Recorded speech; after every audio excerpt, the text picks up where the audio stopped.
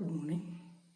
Today we can discuss some theory parts regarding instantaneous center of rotation. The motion of rotation and translation of a body at a given instant can be considered as that of pure rotation of the body about a point. This point about which the body can be assumed to be rotating at the given instant is called the instantaneous center of rotation. Consider this object A1, B1, object or A1, B1. Initial position of this object is at A1, B1 and final position is at A2, B2. Final position is at A2, B2. Actually, this object is under translation and rotation simultaneously. Translation and rotation. First, this particular object moving from A1 to A2, B1 moves to B1 to B2. That means pure translational motion, pure linear motion. Then after that, A is fixed, then B1 dash, this B1 dash rotating to B2. That means pure rotation about a center A2. Then initial position is A1, B1 and final position A2, B2. Here first there is a translation motion, then there is a rotation motion. Then this initial position of the object is A1, B1, then final position attained is equal to A2, B2. Then we can assume that this entire motion is a purely a rotational motion with respect to some points. We can find out that point. That particular point which the body can be assumed to be rotating at a given instant is called instantaneous center of rotation. Instantaneous center of rotation. How we can find out this instantaneous center? That is the question. That is our class, today's class. Then first, draw a line which is connecting to B1 and B2. Then draw another line which is connecting to A1 and A2. Draw a perpendicular bisector to A1, A2.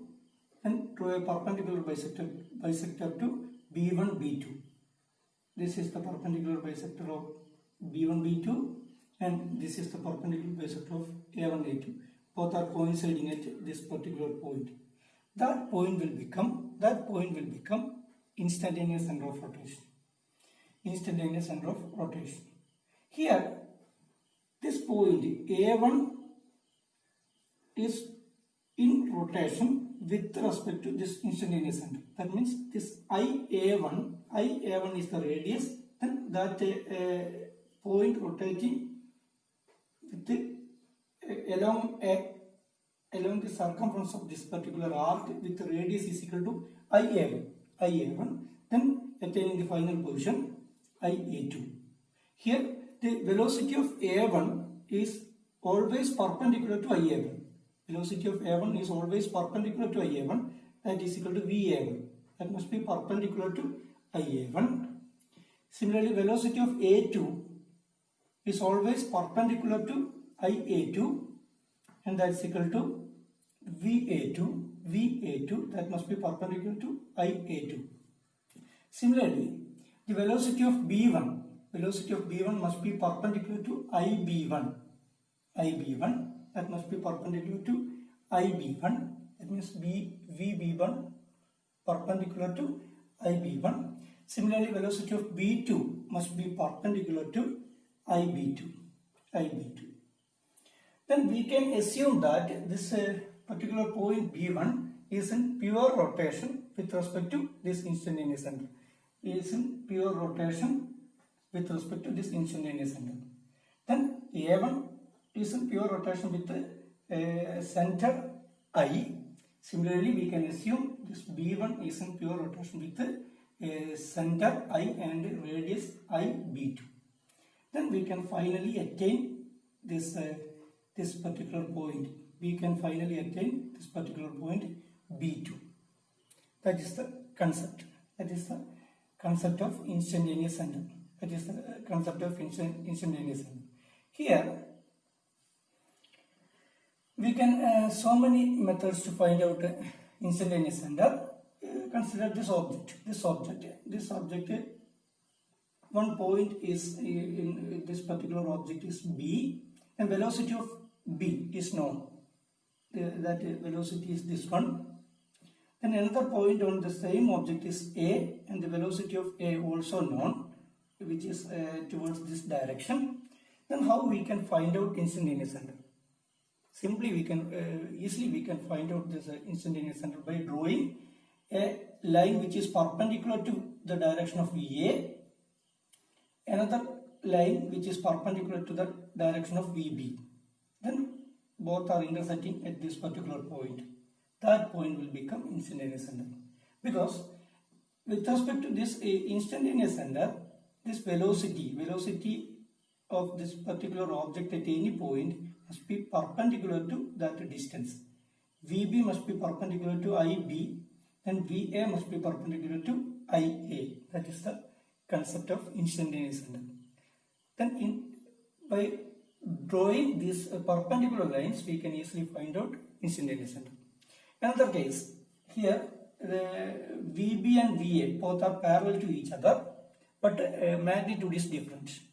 The magnitude of velocity VB is higher than velocity of A. Both are in the same direction. Then how we can find out instantaneous center? Just like this, we can draw a line which is perpendicular to VB, then draw a line perpendicular to VA also. Both are on the same line. Then join the extreme points. This magnitude of VB is already represented. Magnitude of VA also represented, and connecting these two ends, and this particular intersecting point will become instantaneous center. Another case,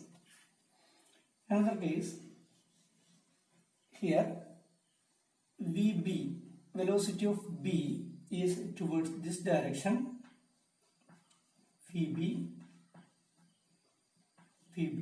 then velocity of A is towards this direction. Velocity of A is towards this direction. Then how we can find out the instantaneous center? Just draw a line which is perpendicular to if these are parallel, this direction of VB and VA are parallel, then just connect these lines, and automatically this must be perpendicular. This also perpendicular. Then draw the other end of the velocity vector.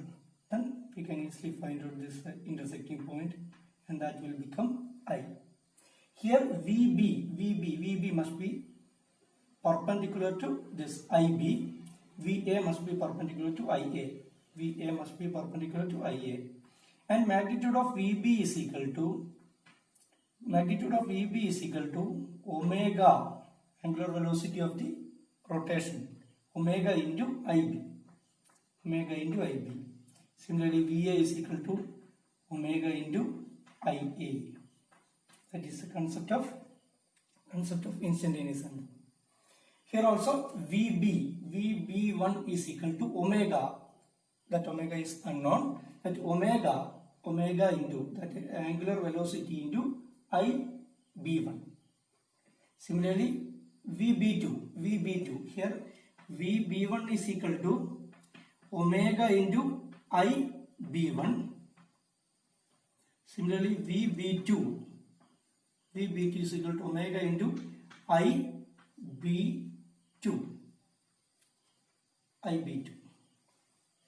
This omega must be equal because this entire object is under a pure rotation with a constant angular velocity. That constant angular velocity is omega. Here the concept of instantaneous center is like this: VB1 must be equal to omega into IB1, and that must be perpendicular to IB1. Similarly, VB2 is equal to omega into IB2, omega into IB2. Similarly, VA1 is equal to omega into IA1 and VA2 is equal to omega into IA2. These are the concept of how to find out the velocity at different points. Okay. Now we can discuss one simple problem regarding this instantaneous center. This is the problem. A cylinder of radius 1 meter rolls without slipping along a horizontal plane AB. Its center has a uniform velocity of 20 meters per second. Find the velocity of the points D and E on the circumference of the cylinder as shown in figure. Here this circle rolls without slipping. This disc rolls without slipping. Then the center have a velocity, uniform velocity of 20 meters per second. Center velocity of center VC is equal to 20 meters per second given. 20 meters per second given. Find out the velocity of this particular point D and E on the circumference of the cylinder. This is the question. And first we have to find out the instantaneous center of the rotation. Here instantaneous center means where the velocity will become zero.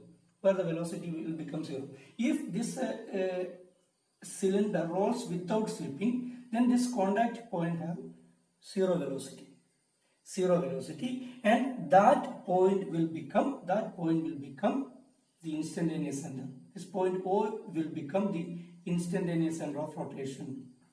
If this cylinder rolls without slipping means there is no relative velocity. Here velocity will become zero, then this point will become instantaneous center.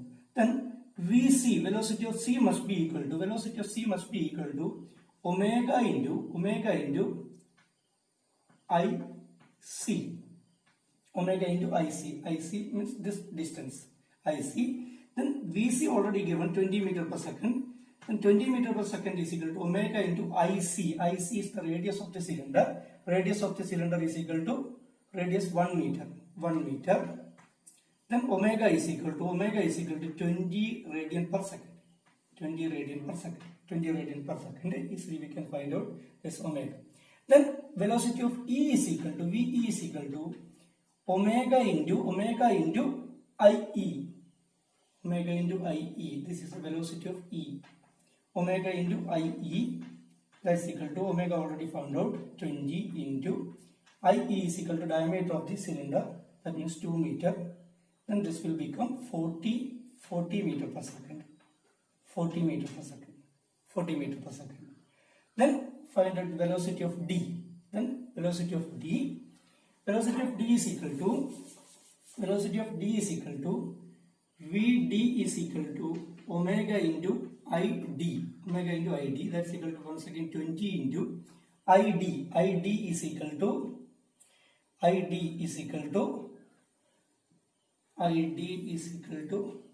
and this velocity must be perpendicular to ID. Velocity must be VD. From this right angle triangle, ID is equal to root of 20 square plus 20 square.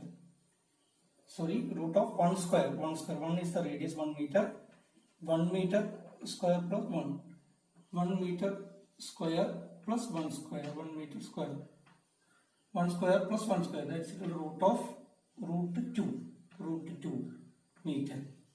Then substitute that value here. 20 into root 2. 20 into root 2. That's equal to 28.28 meter per second. Velocity of D, and that must be perpendicular to ID. We can easily find out the direction and magnitude of the resultant also. Thank you. Thank you all.